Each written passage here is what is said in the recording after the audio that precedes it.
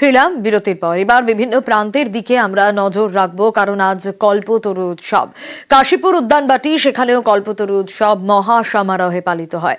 এই উৎসব ঘিরে কাশীপুর উদ্যানবাটিতে সকাল থেকে ভক্তদের ভিড়। আর তার পাশাপাশি আরো ছবি দেখাবো, দক্ষিণেশ্বরের ছবি দেখাবো। বছরের প্রথম দিনে কল্পতরু উৎসব, আর রাত থেকে দক্ষিণেশ্বর মন্দিরে ভক্তদের ভিড়। এখনকার ছবিটাও ভোর থেকে আরো ভিড় বাড়ছে যত বেলা বাড়ছে। অন্যদিকে নজর রাখবো কামারপুকুরের দিকেও। কাশীপুর দক্ষিণেশ্বরের পাশাপাশি হুগলির কামারপুকুর রামকৃষ্ণ মঠ ও মিশনেও কল্পতরু উৎসব। ভোরে মঙ্গল আরতির মাধ্যমে উৎসবের সূচনা। আর এরই পাশাপাশি অবশ্যই জয়রামবাটির দিকে তো নজর রাখতেই হবে, কারণ বছরের প্রথম দিনে জয়রামবাটিতেও ভক্ত সমাগম। মাতৃ মন্দিরে ভক্তরা, সারদা মায়ের জন্মভিটেতে ভক্তদের ভিড়। একে একে আমরা নজর রাখবো। আমাদের প্রতিনিধিরা রয়েছেন বিভিন্ন প্রান্ত থেকে, 4 জায়গা থেকে আমাদের 4 প্রতিনিধি রয়েছেন। একদিকে কাশীপুর উদ্যানবাটি থেকে রয়েছে প্রিয়াঙ্কা আমাদের সঙ্গে, তার পাশাপাশি কল্পতরু উৎসবে দক্ষিণেশ্বরেও নজর রাখতে হবে, দেবাশিস রয়েছে অপর প্রতিনিধি। অন্যদিকে নজর রাখবো কামারপুকুর থেকে শুভদীপ রয়েছে, আর জয়রামবাটি থেকে রয়েছে দেবব্রত। আমি শুরুতেই একটু আসবো আগে কাশীপুর উদ্যানবাটিতে প্রিয়াঙ্কা রয়েছে, প্রিয়াঙ্কার কাছে। বাকিদের একটু সঙ্গে থাকতে বলবো। প্রিয়াঙ্কা, 1885-তে যখন অসুস্থ রামকৃষ্ণদেবকে দক্ষিণেশ্বর থেকে কাশীপুর উদ্যানবাটিতে নিয়ে আসেন তার অনুগামীরা, ইতিহাস রয়েছে পরতে পরতে। তুমি এই মুহূর্তে সেখানে রয়েছো, আর সকাল থেকে তো ভক্ত সমাগমও সেখানে। এখনকার ছবিটা একটু জানতে চাইবো।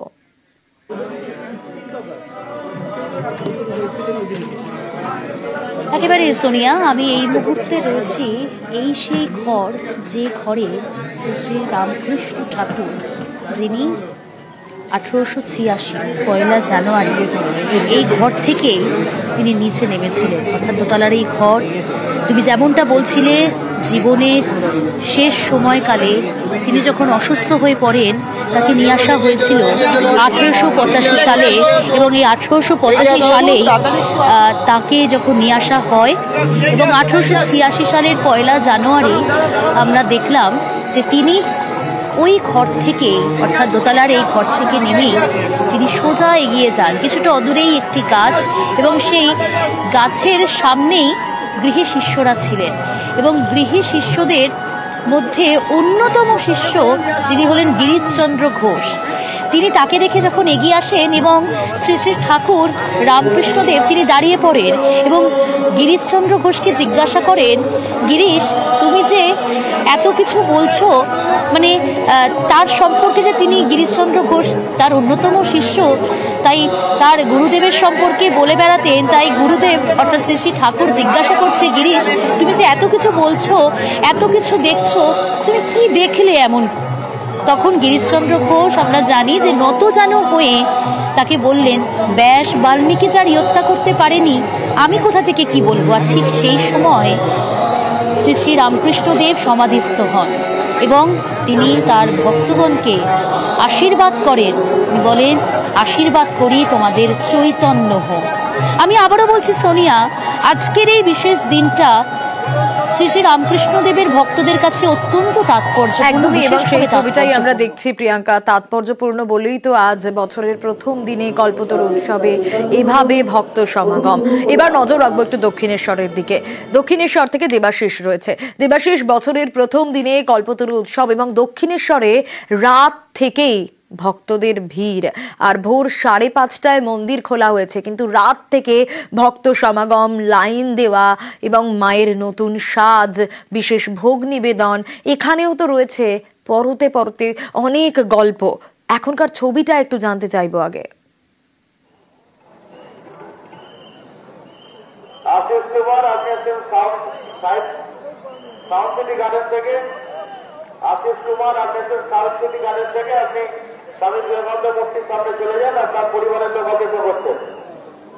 দেবাশিস, এখন তুমি দক্ষিণেশ্বরে রয়েছো, একটু এখনকার ছবিটা জানতে চাইবো, কারণ যত বেলা বাড়ছে ভিড়টাও যে তত বাড়বে, ভক্ত সমাগম যে তত হবে, তা বলার অপেক্ষা রাখে না। কারণ মায়ের কাছে নিজের মনের ইচ্ছে জানানো, আর অবশ্যই কল্পতরু উৎসব।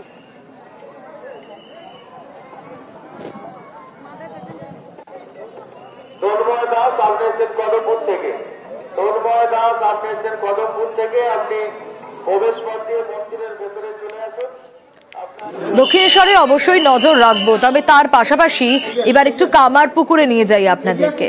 কাশীপুর দক্ষিণেশ্বরের পাশাপাশি হুগলির কামারপুকুর রামকৃষ্ণ মঠ ও মিশন, সেখানেও কল্পতরু উৎসব। ভোরে মঙ্গল আরতির মাধ্যমে উৎসবের সূচনা হয়েছে, আর দূর দূরান্ত থেকে ভক্ত সমাগম হয়। শুভদীপ রয়েছে।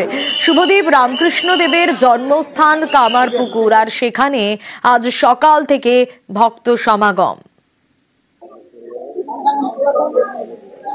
একেবারেই দেখো সোনিয়া, কামারপুকুর যেহেতু শ্রীরামকৃষ্ণের জন্মস্থান, তাই সকাল থেকে কিন্তু বহু ভক্তরা এখানে ভিড় জমাতে শুরু করেছেন। তবে তোমাকে বলে রাখি, যত বেলা বাড়ছে কিন্তু ভিড়ের চিত্রটা তত বদলাচ্ছে। এই মুহূর্তে কিন্তু আমরা রয়েছি ঠিক একদম কামারপুকুর রামকৃষ্ণ যে মন্দির রয়েছে ঠিক তার পাশে। আমি তোমাকে ছবিটা দেখানোর চেষ্টা করব যে কিভাবে প্রার্থনা চলছে, এবং যে কামারপুকুরে যে ঠাকুর রামকৃষ্ণ দেবের সেই মাটির বাড়ি, আজও কিন্তু সেই মাটির বাড়ি সুরক্ষিত রয়েছে, এবং দর্শনার্থীরা একে একে দর্শন করছেন। ঠাকুরের বিভিন্ন যে সামগ্রী সেখানে এখনো কিন্তু সজ্জিত রাখা আছে, এবং বহু দর্শনার্থী তোমাকে দেখানোর চেষ্টা করো, বহু দর্শনার্থী তারা ঠাকুরের কাছে প্রণাম করছেন। যেহেতু আজ বছরের প্রথম দিন, তাই সারা বছর যাতে ভালো কাটে সেই প্রার্থনাই সেরে নিচ্ছেন মানুষজন। এবং আমরা কথা বলার চেষ্টা করব বেশ কিছু দর্শনার্থীদের সঙ্গে। কোথা থেকে আসছেন? আমি রোড চন্দ্রকোনা থেকে। আজকে যে কল্পতরু উৎসব, এই কামারপুকুরের একটা আলাদা ঐতিহ্য আছে, কেমন লাগছে, কি অনুভূতি? খুব ভালো লাগছে, মানে সারা বছরের জন্য প্রার্থনা করছি প্রত্যেকের মঙ্গল হোক, সবাই ভালো থাকুক, এটাই সবার ঠাকুরের কাছে প্রার্থনা করি। এই জন্যই আজকে সারা বছরটা যাতে ভালো কাটে সে কারণেই আজ ছুটে যাওয়া বিভিন্ন ধর্মস্থানে, বিভিন্ন মন্দিরে এবং ভক্ত সমাগম। সে কারণে আমরা নজর রাখবো এবার 1886 সালের 1 জানুয়ারি, এই আজকের দিন 1 জানুয়ারিতেই ভক্তদের রামকৃষ্ণদেব বলেছিলেন তোমাদের চৈতন্য হোক, আর সেই থেকেই কল্পতরু উৎসবের সূচনা। আবারও একটু দক্ষিণেশ্বরে নজর রাখি। দেবাশিস রয়েছে। দেবাশিস, প্রতি বছর নতুন বছরের প্রথম দিনটা দক্ষিণেশ্বরে পুজো দিতে বহু ভক্ত যান, মানে লাখো লাখো ভক্ত সমাগম হয়, রাত থেকে লাইন পড়ে। এখনকার ছবিটা কি? বেলা যত বাড়ছে তত তো ভক্ত সমাগম বাড়ছে নিশ্চয়ই। একটি বাচ্চা মেয়ে হারিয়ে গেছে। বাচ্চা মেয়েটির নাম ঋত্বিকা সরকার। ঋত্বিকা সরকার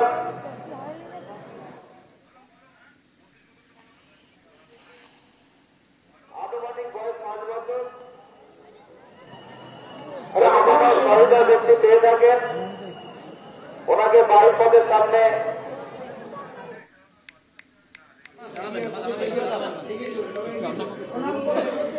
দক্ষিণেশ্বরের ছবিটা আপনাদেরকে দেখাচ্ছি।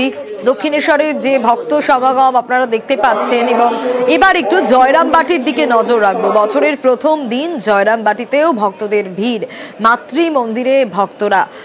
আরো বিস্তারিত এই বিষয়ে জানাতে পারবে আমার সঙ্গে দেবব্রত রয়েছে। দেবব্রত, সারদা মায়ের জন্ম ভিটে, আর সেখানে ভক্ত সমাগম বছরের এই প্রথম দিনটা মায়ের কাছে নিজের ইচ্ছে জানানোর জন্য এই কল্পতরু উৎসবে দিকে দিকে ভিড়ের ছবিটা আমরা দেখাচ্ছিলাম। জয়রামবাটির ছবিটা তোমার কাছ থেকে জানতে চাইবো।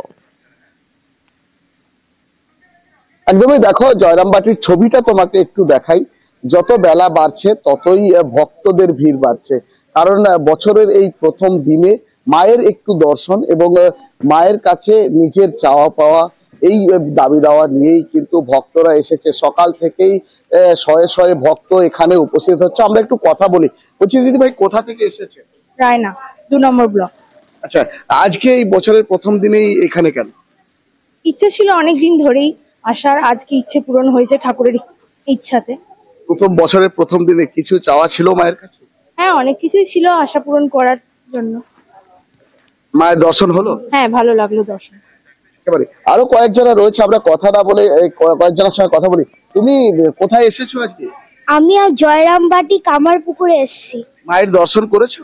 হ্যাঁ, আমি মায়ের দর্শন করেছি। আর পিকনিক করতে যাওনি বছরের প্রথম দিন? আমি পিকনিক করার আগে মাকেই আগে দর্শন করব। এরপর কি প্ল্যানিং রয়েছে তোমার? আমি এবার কামারপুকুরে মা ঠাকুরের কাছে যাব এবার। একেবারে জয়রামবাটি কামারপুকুর। আরো এক খুদেকে পেয়েছি, বলছে আজকে মায়ের কাছে কেন? একদমই দেবব্রত, খুদেরাও ভিড় জমিয়েছে অভিভাবকদের সঙ্গে, বাবা মায়েদের সঙ্গে, পরিবারের সঙ্গে।